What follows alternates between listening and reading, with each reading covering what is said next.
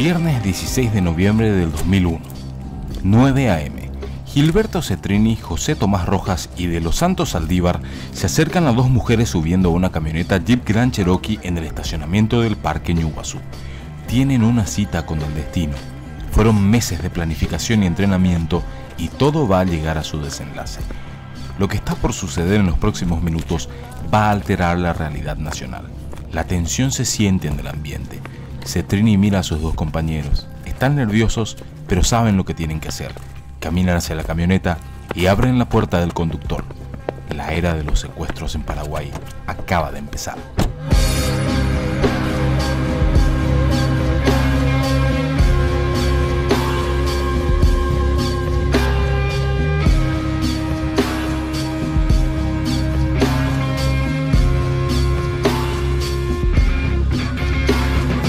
El secuestro de María Edith Bordón de Bernardi duró 64 días. La sociedad paraguaya siguió el caso paso a paso a través de los medios de comunicación, esperando su liberación. Casada con Antonio de Bernardi, María Edith pertenecía a la alta sociedad asuncena. El grupo la eligió como víctima porque representaba a la oligarquía paraguaya. Su suegro, Enzo de Bernardi, formaba parte de los famosos varones de Itaipú y era cabeza de uno de los clanes empresariales más importantes del Paraguay. El mensaje era claro. Ni siquiera ellos, con todo su dinero y poder, podían estar seguros. Los secuestradores entraron en contacto con los de Bernardi hasta en 11 ocasiones. Desde el comienzo se dejó en claro que los fines del secuestro eran económicos, lo que dio pie a las negociaciones. Se cree que finalmente llegaron a un acuerdo cercano a los $2 millones. Entre idas y venidas, el 14 de enero del 2002 se realizó una primera entrega de $400.000. El dinero lo llevarían Guillermo y Carlos Bordón, hermanos de María Edith. Guillermo fue quien había recibido la primera comunicación del grupo secuestrador y también era, coincidentemente o sugerentemente, el cuñado de Juana Rom. Los secuestradores le hicieron recorrer a los Bordón durante 2 horas por la ciudad de Asunción, hasta que finalmente 3 jóvenes los interceptaron y les exigieron que entreguen el dinero. Los policías, que siguieron en todo momento a los Bordón, pudieron ver cómo los jóvenes se subían a un auto Kia que los estaba esperando y anotaron la chapa del vehículo. A pesar de todas las preparaciones que los secuestradores habían realizado, volvieron a cometer un error de principiantes. El auto estaba a nombre de Gilberto Cetrini. Tras una rápida búsqueda de antecedentes, saltó el caso del intento de robo al Banco de Fomento de Lloré. Ahora sí, la policía empezó a unir los cabos. Cetrini, Alcides, el Seminario, Arrom, Carmen Villalba, los viajes a Chile, el movimiento Patria Libre. Los organismos de seguridad tenían una idea bastante clara de lo que estaba sucediendo. Había una organización con fines políticos detrás del secuestro. El 18 de enero se hizo la segunda y última entrega de $600.000. Esa misma noche, María Edith fue finalmente liberada. Al parecer, de Bernardi había renegociado con los secuestradores y habían bajado el precio final a $1 millón, siempre y cuando la entrega sea inmediata. A pesar de la buena noticia, la sociedad paraguaya apenas tuvo tiempo de festejar el reencuentro de María Edith de Bernardi con su familia. Informes oficiales anunciaban de que el secuestro había sido realizado por una organización delictiva de izquierda que buscaba la desestabilización del gobierno. Se emitieron órdenes de captura para los miembros de la banda de Lloré y también para los líderes del movimiento Patria Libre, Anuncio Martí y Juana Rom. Para la sociedad paraguaya, las declaraciones de los policías y los fiscales en contra de políticos de izquierda sonaban a un retorno a la época estronista. Desconfiaban que Arrom, un conocido luchador contra la dictadura, pudiera estar detrás del secuestro. Esa desconfianza solo se acrecentó cuando el 20 de enero los portavoces del movimiento Patria Libre anunciaron que Arrom y Martí estaban desaparecidos y que sospechaban que habían sido secuestrados por la policía. El país estaba inmerso en un profundo estado de confusión. No se sabía en quién creer. El 27 de enero, 10 días después de haber desaparecido, Arrom y Martí fueron finalmente liberados dramáticamente frente a las cámaras de televisión. Ambos tenían signos de tortura. Habían sido apresados por el comisario Antonio Gamarra y un grupo de policías quienes buscaban el dinero del secuestro. El escándalo terminó costándole el puesto a los ministros del Interior Julio César Fanego y de Justicia y Trabajo Silvio Ferreira, pero el caso nunca fue esclarecido y todos los sospechosos fueron sobreseídos. Los excesos en el accionar de ambos extremos del espectro ideológico dejaron a la sociedad en un estado de incertidumbre. Con el dinero del rescate se pudo por fin dotar al movimiento de la infraestructura necesaria y en diciembre del 2002, Juana Rom ve cómo se vuelve real uno de sus grandes sueños. El movimiento Patria Libre es finalmente inscripto como partido político. No eran las condiciones ideales. Arrón y Martí eran sospechosos del secuestro de Mariadit y la evidencia en su contra se iba acrecentando. Pero las acciones del comisario Gamarra y sus secuaces habían jugado en favor de los líderes de Patria Libre, y gran parte de la población los percibía como perseguidos políticos. Las elecciones del 2003 fueron las primeras en que el partido Patria Libre participó como partido constituido. Juan Arrón encabezó la lista de senadores y Anuncio Martí la de diputados. Los resultados de las elecciones volvieron a ser decepcionantes y el partido Patria Libre no pudo lograr su objetivo de llegar al menos a un miembro electo en el Congreso. Para Alcides Oviedo y Carmen Villalba el resultado era una prueba más de que no valía la pena seguir insistiendo por el camino institucional. Eran prófugos de la justicia desde enero del 2002 y desde la clandestinidad Alcides y Carmen seguían comprando armas y entrenando nuevos reclutas, más seguros que nunca que la vía revolucionaria era el único camino. La relación entre Alcides y Arrón, la amistad con la que todo había comenzado, se volvía cada vez más fría y distante.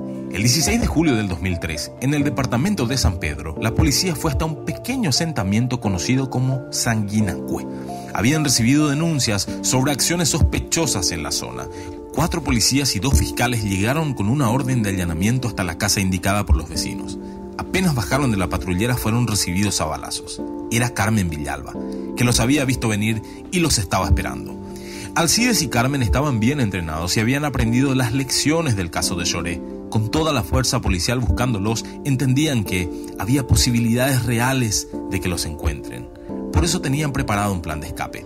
En caso de ser descubiertos, Carmen, junto a Germán Aguayo, un simpatizante de bajo rango, se encargarían de disparar a los policías para retenerlos, mientras Alcides, con el resto del grupo, escaparían hacia el monte. El plan demostraba lo frío y estratégico que eran Alcides y Carmen liderando el grupo armado. Carmen no podía huir junto a Alcides porque estaba con sus hijos y 2 niños pequeños harían demasiado lento y complicado el escape. Si Carmen era arrestada, iría al Buen Pastor, una cárcel de menor seguridad y menos precaria que Tacumbú. No solo eso, sino que en su estadía anterior en la prisión, Carmen había identificado muchos puntos débiles y confiaba en sus posibilidades de poder escapar. El enfrentamiento armado entre Carmen y los policías duró más de 10 minutos y dejó como saldo un fiscal herido y la muerte de Germán Aguayo. Carmen solo se entregó luego de estar segura de que les había dado el tiempo suficiente a Alcides y sus compañeros como para que se escapen. En la casa se encontró un arsenal de armas de guerra. Habían también panfletos, una fotocopiadora y una computadora portátil con documentos de posibles blancos para futuros secuestros. No solo habían juntado nombres, sino que tenían un manual de procedimientos para llevar las investigaciones adelante. Cada víctima era estudiada por 6 meses y se buscaba que todos los detalles sean cubiertos y que ninguna prueba termine delatándolos. Este nivel de organización demostraba que no era un grupo improvisado, sino que tenían un orden y una disciplina similares a la de otros grupos guerrilleros de Sudamérica. Carmen Villalba fue llevada a la cárcel del Buen Pastor. Para Juan Arrón, la caída de Carmen era un riesgo personal. Carmen tenía pruebas de que tanto él como Martí estaban implicados en el secuestro. Con el juicio en su contra, a 10 días de empezar, Arrón sintió la necesidad de enviar un mensajero a Carmen recordándole de su compromiso con la causa y el movimiento. Por más que Carmen aseguró que tanto ella como Alcides eran soldados de la revolución a quienes no les interesaba llegar a ningún tipo de acuerdo con los representantes de la oligarquía dominante, no fue suficiente para tranquilizar a Arrón. Ni Arrón ni Martí se presentaron a juicio. El 10 de agosto del 2003, el país se enteró del porqué. Los dirigentes de Patria Libre se habían escapado del Brasil. Para Carmen y Alcides, esta fue la gota que colmó el vaso. Arrón era un cobarde, un traidor a la causa, una persona más preocupada por su seguridad y bienestar personal que por el propio movimiento. Años más adelante, Oviedo escribiría en su libro: el renegado Arrón ha desertado cobardemente ante las primeras escaramuzas contra los revolucionarios. Se zambulló bajo las sotanas de Susuegastro, el obispo libidinoso Fernando Lugo. Buscaron la ruta más rápida hacia la frontera brasileña. Abandonó a todos sus compañeros y, de haber tenido posibilidad, se hubiera ido como refugiado a la estación espacial. Por su parte, Carmen Villalba declararía años más tarde que es a partir de 2004 que rompemos definitivamente el vínculo con Juan Arrón. Fuimos 3 los que habíamos sido rechazados: Alcides Oviedo, Gilberto Cetrini y yo. Los máximos dirigentes pensaban más en las consecuencias represivas que en la formación del movimiento guerrillero en que veníamos trabajando desde el partido. Nosotros nunca habíamos contado, ni siquiera bajo la tortura, nuestra pertenencia al partido y nuestro compromiso con el mismo. Pero debo decir ahora que fue mucho más duro que los golpes del enemigo, la traición de nuestro partido negándonos como militantes. El fin de la amistad entre Alcides Oviedo y Juan Arrón representaba el quiebre de los dos caminos que coexistían en el movimiento Patria Libre. La fragmentación del partido había comenzado y tendría como consecuencia su posterior desaparición. Arrón y Martí serían declarados oficialmente refugiados políticos por el gobierno de Brasil en diciembre del 2003. Para ese momento, el secretario político de Patria Libre, Osmar Martínez, ya había empezado un proceso de recambio que terminaría con el ala más radical del partido repudiando a la figura de Arrón y eligiendo a Martínez como el nuevo líder del partido. Martínez era un antiguo militante de la teología de la liberación y con él a la cabeza del movimiento se priorizaría la lucha armada por sobre el camino institucional. Alcides Oviedo siguió captando gente a la par que entrenaba y preparaba a los más jóvenes. El secuestro de María Edith había sido solo el comienzo y sabía que, de ahora en más, el dinero que recaudarían de los golpes serían reinvertidos solo en el movimiento guerrillero. Confiaba en que su compañera Carmen Villalba encontraría la manera de escaparse de la cárcel y volvería pronto a reunirse con él. Y la verdad es que Alcides no tuvo que esperar tanto. El 24 de junio del 2004, Carmen Villalba se escapaba de la prisión del Buen Pastor a través de un boquete en el techo. La realidad, que descubriríamos dolorosamente más adelante, era que lo peor todavía estaba por llegar. Sí, hay algo.